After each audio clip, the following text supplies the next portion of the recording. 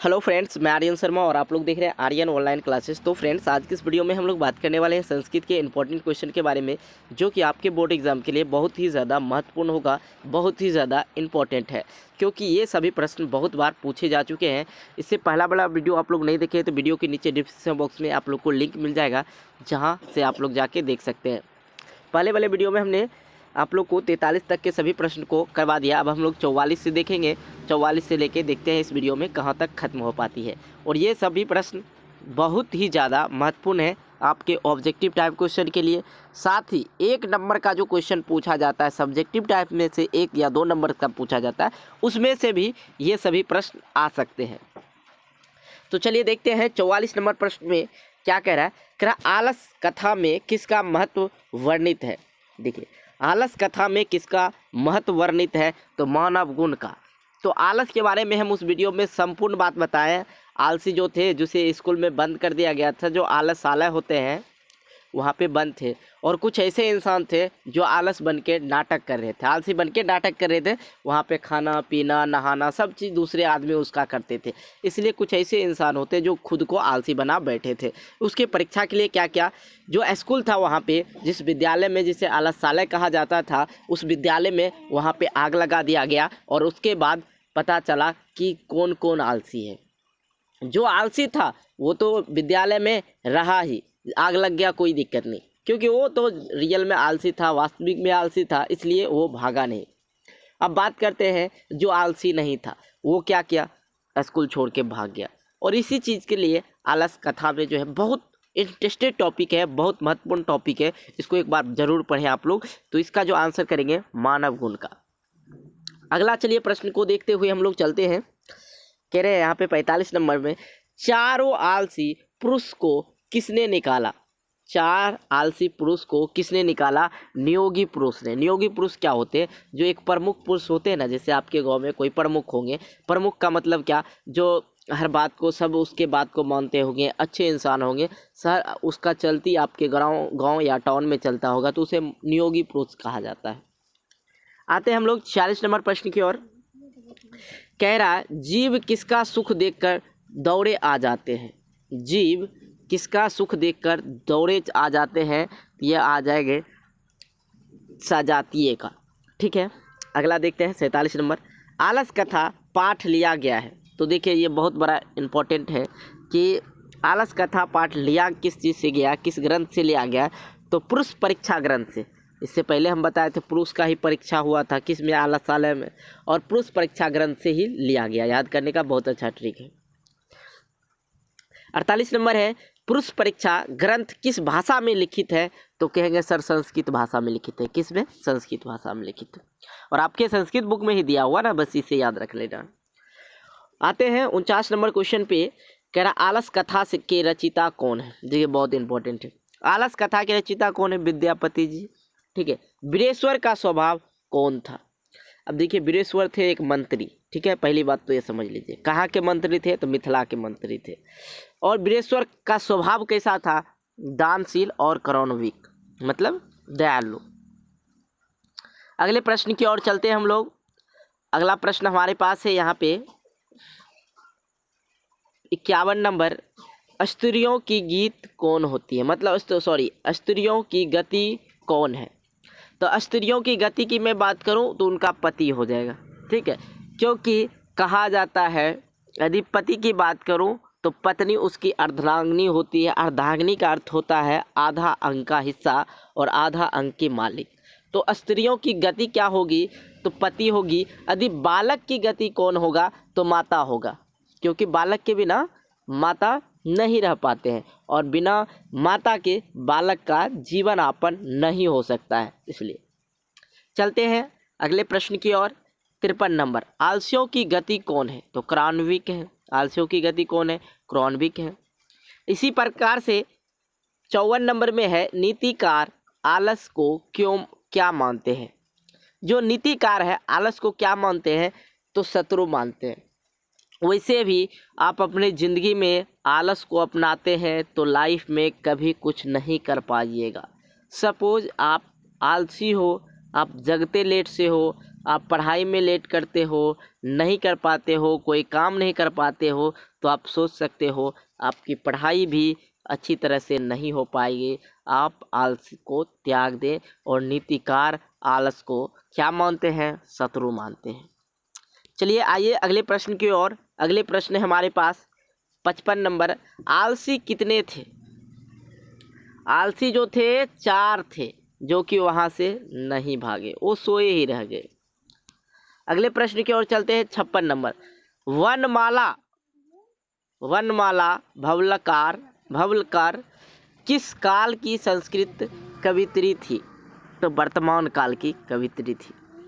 अगले प्रश्न की ओर आते हैं हम लोग, ठीक है। अगले प्रश्न की ओर आते हैं। विजयांका किस काल के शतक में थी? विजयांका किस काल के शतक में थी? तो अष्टम, ठीक है। अगले प्रश्न की ओर हम लोग आते हैं। चलते हम लोग यहाँ पे देखते हैं 58 58 कौन प्रथम कल्प है? तो विजयांका, ठीक है। सभी चैप्टर वाइज हम आपको एक एक पॉइंट को निकाल के समझाने की कोशिश करते हैं। याज्ञवल्क्य ने आत्मतत्व की शिक्षा किसने दी? ठीक है, सॉरी थोड़ा हैंड राइटिंग यहाँ उल्टा है। याज्ञवल्क्य ने आत्मतत्व की शिक्षा किससे दी? तो क्या हो जाएगा? मैत्री को। किसको दिया था? मैत्री को। याज्ञवल्क्य की पत्नी कौन थी? जो मैत्री ही थी, उसकी पत्नी। अगले प्रश्न की ओर चलते हैं हम लोग। कह रहा वर्तमान काल, कह रहा 61 नंबर में वर्तमान काल की संस्कृत लेखिका कौन है? तो कहेंगे मिथिलेश कुमारी मिश्र। देखिए इस नाम में हम भी कंफ्यूज हो जाते हैं, आप लोग कंफ्यूज ना होइएगा, मिथिलेश कुमारी मिश्र ही थे। 62 नंबर की ओर चलते हैं। शास्त्र कुशला कौन थी? तो गार्गी थी। अब देखिए इस चीज़ को हम लोग समझ लेंगे। 2 पॉइंट्स पढ़ते हैं। जनक सभा की वाकनवी थी गार्गी, और विजय वाटिका की दूसरी पहचान क्या है? तो विजयांका, ठीक है। अगले प्रश्न की ओर चलते हैं, बहुत इंपॉर्टेंट है। 65 नंबर। महाभारत में किस लेखिका का उल्लेख है? तो महाभारत में किस उल्लेखा का उल्लेख है? तो कहा जाए किस लेखिका का उल्लेख है? तो सुलभा का। 66 नंबर है। आधुनिक काल की संस्कृत कवित्री कौन थी? तो पंडित क्षमा राव। कौन थी? पंडित क्षमा राव। अगले प्रश्न की ओर चलते हैं हम लोग। अगले प्रश्न है यहाँ पे 67 नंबर। चंद्रआदित्य की पत्नी थी? तो विजय भट्टिका। कंपन राय की पत्नी थी गंगा देवी। देखिए पत्नी, बहुत सारे पत्नी है यहाँ पे, पति पत्नी याद करना होगा।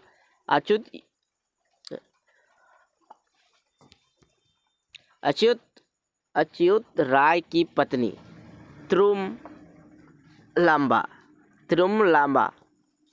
त्रुमलांबा उनकी पत्नी की नाम थी। चंद्रआदित्य किस वंश के राजा थे? तो इसका जो आंसर होगा चालुक्य वंश के, ठीक है। वार्धमिका परिणय के रचनाकार कौन थे?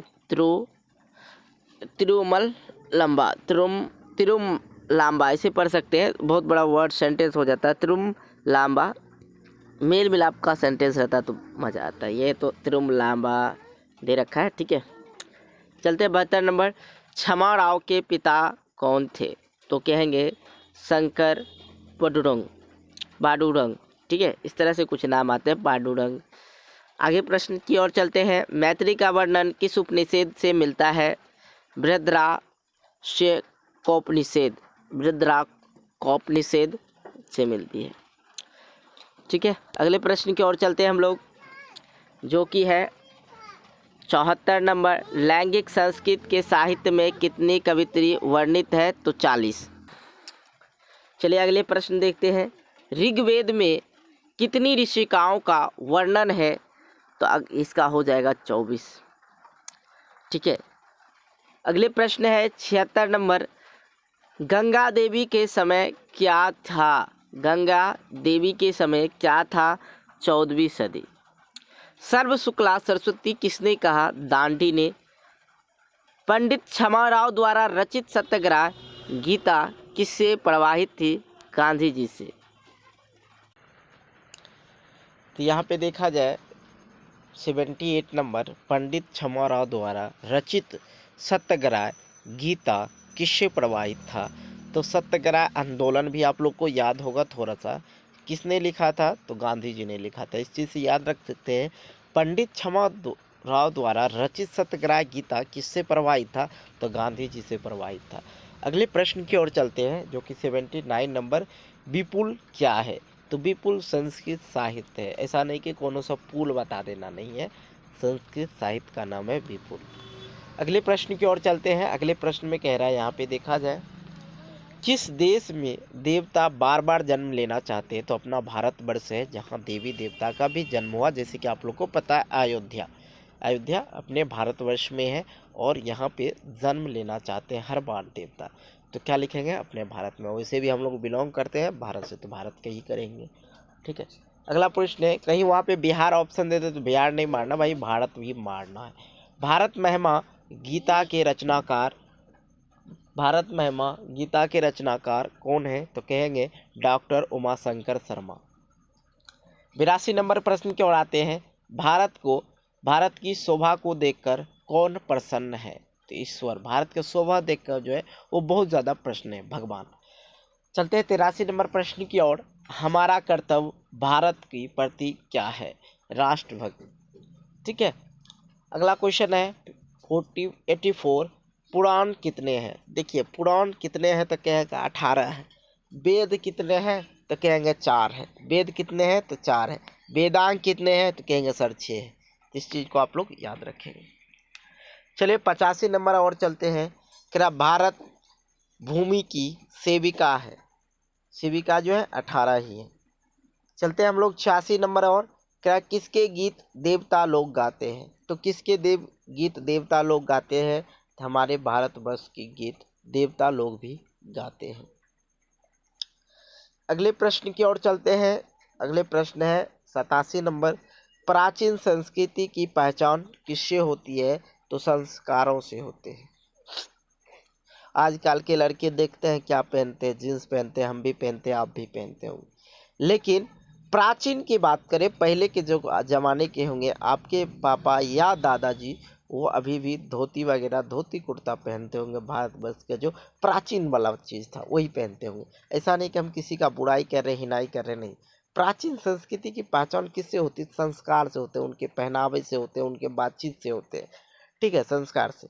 अगले प्रश्न की ओर चलते हैं 88 नंबर, भारत महिमा पाठ का प्रथम पद किस पुराण से संकलित है? भारत महिमा पाठ का प्रथम पद किस पुराण से संकलित है? तो विष्णु पुराण से। कौन सा पुराण है? विष्णु पुराण। अगला क्वेश्चन है 89 नंबर, भारत महिमा पाठ का द्वितीय श्लोक संबंधित है भागवत पुराण से। पहला वाला कौन से? विष्णु पुराण से। दूसरा वाला कौन से? तो भागवत पुराण से। अच्छी तरह से याद कर लेना है। चलते हैं 90 नंबर क्वेश्चन की ओर, क्या भारत महिमा पाठ विष्णु पुराण के किस पद से लिया गया है? तो प्रथम पद से लिया गया। तो हम लोग इस वीडियो में 90 तक प्रश्न को हल किए हैं। लगभग आपको 250 प्रश्न हम बताएंगे। इस वीडियो के सीरीज को आप लोग बिल्कुल भी इग्नोर ना करें भाई, देखते रहो। हो सकते हैं आपके बोर्ड एग्जाम में ये सभी प्रश्न लगभग आ ही जाएंगे। तो चलिए मिलते हैं एक वीडियो को लेके, तब तक के लिए बाय। जय हिंद, जय भारत, वंदे मातरम।